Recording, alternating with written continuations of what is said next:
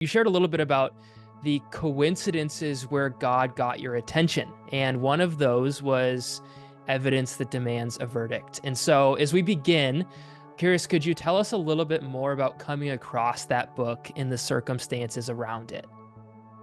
It was just really weird. So I'm gonna do like a TLDR version. So my mom had, everything happened to her and she passed away in 2020. And she was a really strong believer. Like she had just the most amazing relationship with Christ. And I remember like being at the like her memorial, and the guy who was running, the pastor who was running her memorial, was one of my friends from high school. And a whole bunch of stuff happened, and I think we might get into it a little bit later. But I was like, dude, I have like questions, because we had like a Christian memorial for her because it's what she would have wanted. And he was nice enough to sit down and like answer a bunch of questions for me.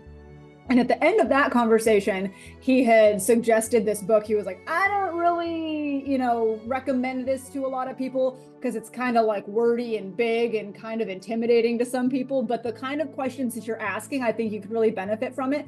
And he recommended me The New Evidence, right? And so I took a screen cap of it on Amazon. And at that point, I was still a Satanist. And I was like, there's no way I'm buying this thing. Like, I'm not going to waste money on something like all that'll just like collect dust. So I kind of just forgot about it. And 8 days later, according to like the time stamps of stuff, right? I was working at my new job at the time. I was a home installer doing like uh, throwing TVs on walls and stuff, right?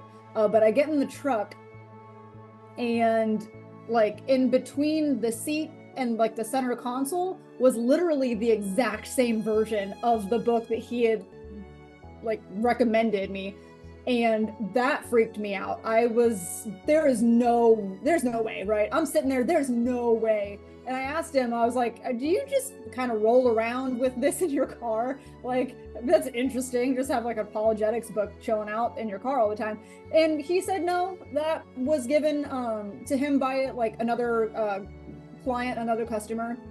And it had just been in there forever. And no one claimed it, so if I wanted it I could take it. So it is now on my bookshelf. And that was like that was the moment where I was like, okay, there ain't no way, right? So I'm listening now. Like that was the catalyst moment that really got me to believe in the existence of God and Hmm. in the truth of Jesus and the gospel.